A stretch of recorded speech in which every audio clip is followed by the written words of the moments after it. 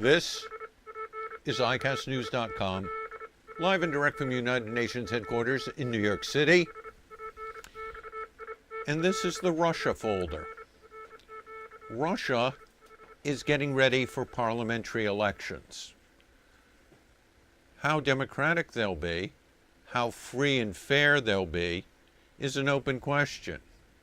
But another open question is, how much are Russians, Mr. Putin, and Russian agencies weighing in and weighing on the American electoral process?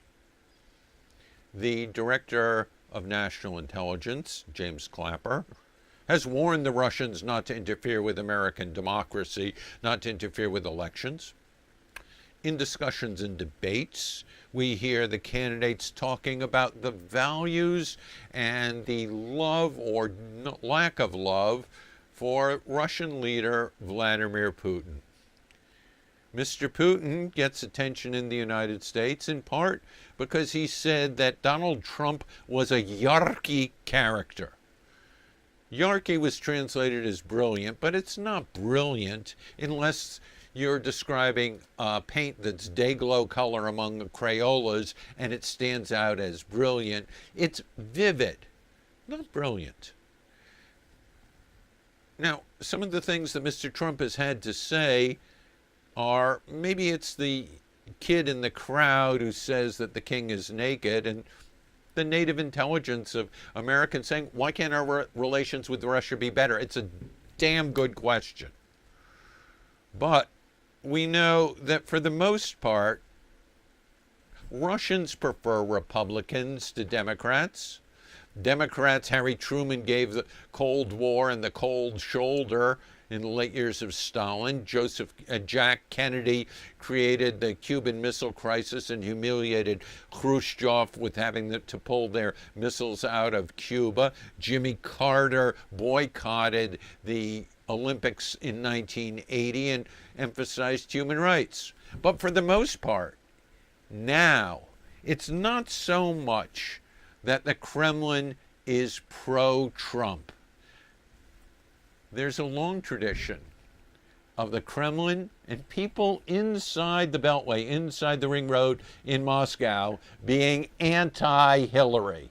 Yes, anti-Hillary Clinton. It's got a long tradition, and it's there for good reasons, according to conventional Russian political wisdom. Look at these people. Here is Bill Clinton jogging along with his Oxford roommate and Russia hand, Strobe Talbott. Strobe Talbott and Bill Clinton go way back to the days when Bill Clinton smoked marijuana but didn't inhale, and they were Rhodes Scholars together. And Mr. Talbott, who was Deputy Secretary of State and the point man on Russia under Clinton, also is a good friend of Hillary Clinton. Here you see them together at a different point, Strobe Talbott and Hillary Clinton. Look at Strobe Talbott, Russia expert, translated Khrushchev's memoirs, wise men. Well, inside the Beltway in America, these three did something that is considered the original sin in Russia. Look at Bill and Hillary drinking Coca-Cola years ago. That's Russian label Coca-Cola. And listen to this. According to the conventional wisdom in the policymaking circles in Russia, Strobe Talbott, Bill Clinton, and Hillary Clinton committed the original sin of the post-Cold War world. It was their decision to undo the promise made by President Bush and Mikhail Gorbachev. Look at them here, Gorbachev and Bush, the people who settled and ended the Cold War together. No matter how you interpret it, whether it was the exact promise or not, Bill Clinton is believed with Hillary Clinton and with Strobe Talbott 3 people going for a walk at Camp David to decide, who are said to have decided to undo the promise that Gorbachev got from President Bush to end the Cold War and reunite Germany. Look at how much NATO has expanded right up to Russia's borders in the years since the Bushes were replaced by the Clintons and now by Obama. When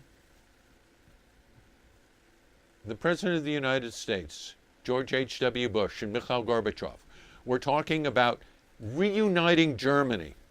Remember there was East Germany and West Germany?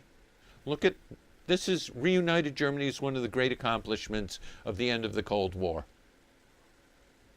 Gorbachev was promised by Bush that NATO would expand not 1 inch further than the border of East Germany. The scholars will argue that this was not a commitment to keep NATO the same.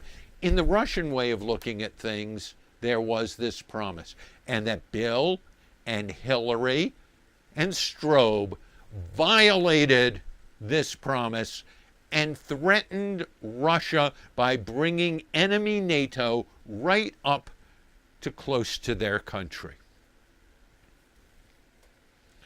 Another thing, Yeltsin, Boris Yeltsin, who was seen as the perpetrator of all the ills that befell the ordinary Russian people during the 1990s, when inflation soared and people couldn't buy anything.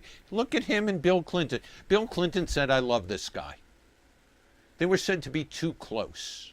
Ambassador Steve Sestanovich warned the administration that there was too close a personal relationship between Bill and Yeltsin. And to the great disappointment of many of the progressive, Western-believing figures inside the Kremlin ruling circles, when push came to shove, hypocrisy reigned because Strobe Talbot was coming back and forth. Russia was bombing Chechnya into the Stone Age.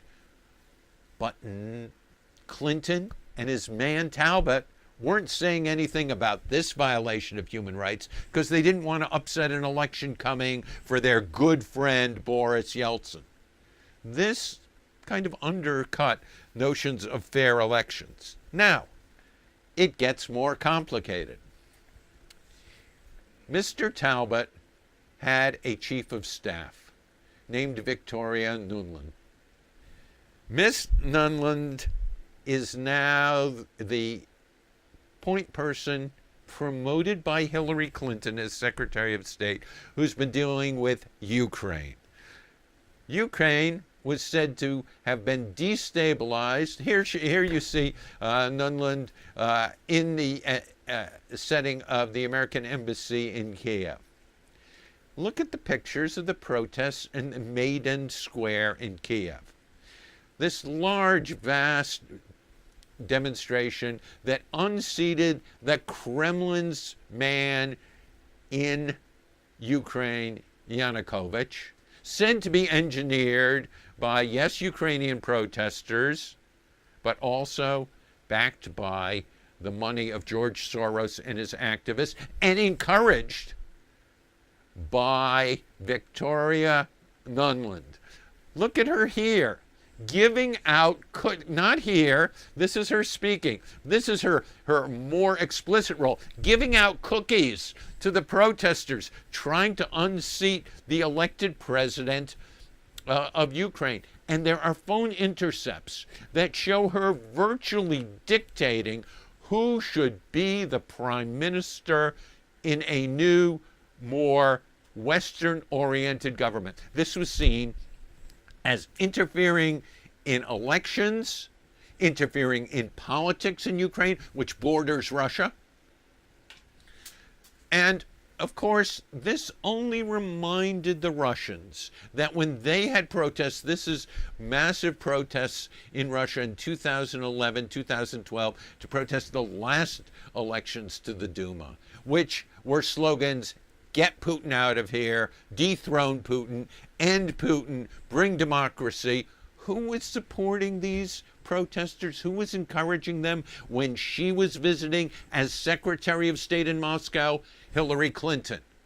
No wonder the Kremlin doesn't like her. No wonder they'd prefer to take their chances with a Republican who they tend to favor. Maybe to them, it's true, as some people are saying, that Donald Trump is a useful idiot. Somebody who has threatened NATO by saying maybe we won't support the Lithuanians and the Latvians in NATO unless they kick up enough money. Russian predilections have always been more for Republicans than for Democrats. My friends who studied the United States in Russia all had animals named Nixon, Reagan, Ike. When my fellow graduate students here who studied Russia had animals named Ivan and Rubin and Dika and Pushkin and Gogol.